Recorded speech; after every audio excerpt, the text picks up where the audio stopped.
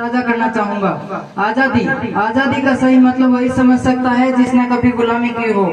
यूं तो आजादी की लौ 1857 में ही जल चुकी थी, जो वर्षाल बनकर 1947 में हमारे देश को आजाद कराई।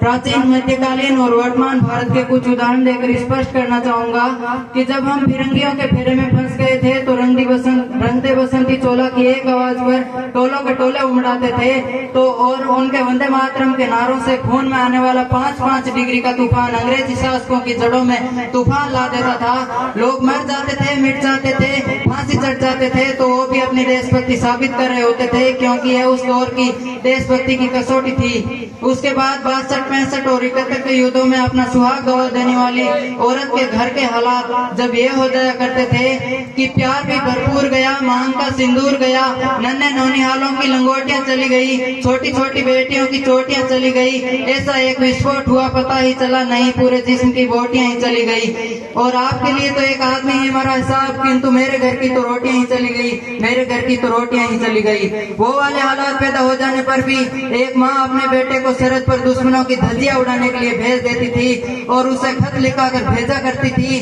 कि अम्मा ने खत लिखा है बड़े ही चाव से, पुत्र मेरे घबरा ना जाना, 1 इंच भी पीछे ना हटना, चाहे इंच कट जाना, चाहे इंच कट जाना। इस तरह पूरा परिवार अपनी देशभक्ति साबित कर रहा होता था। मैं नहीं मानता कि फेसबुक और व्हाट्सएप की डीपी को 3 रंगों में रंगना ही देशभक्ति है। और यदि आप कहेंगे कि साल में 2 बार हाथ में तिरंगा ले लेना देशभक्ति है, तो मैं उनसे पूछना चाहूंगा कि फुटपाथ पर रहने वाला वो बच्चा ट्रैफिक की छांव में नंगे पांव में हाथों में तिरंगा लिए हुए बेच रहा होता है, तो तब क्या आप उसे इसके देशभक्ति कहेंगे? नहीं, है उसकी देशभक्ति नहीं, उसके पेट की भूख की शक्ति है जो उसे ऐसा करने पर मजबूर करती है।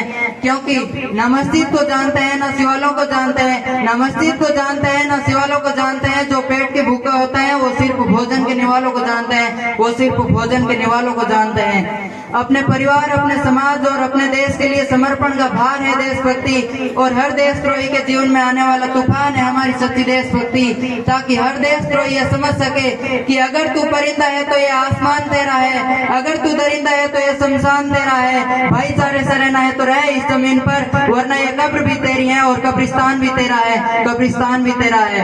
एक देशद्रोही से ज्यादा देशभक्ति तब बात उठती है जब एक बेटा अपने बूढ़े माँ बाप को वृद्धाश्रम की चौखट पर छोड़ आता है। कराह उड़ती है वो देशभक्ति जब मुसीबत में फंसे लोगों की जान बचाने से ज्यादा हम सेल्फी लेकर अपने लाइक्स बढ़ाने में लगे रहते हैं। हम ऐसे समाज में जीते हैं जब पत्थर की मूर्त को लगते हैं 56 भोग और भूखे नंगे तड़पते सो जाते हैं लोग, भूखे नंगे तड़पते सो जाते हैं लोग। मजदूर को मजदूर समझिए, मजबूर नहीं, गरीब को काम दीजिए, दान नहीं। और अगर दान देने के इच्छुक हैं तो जीते जी रक्तदान दीजिए और मरने के बाद अंगदान देकर किसी मरते हुए को जीवन दान दीजिए। जय हिंद, जय भारत।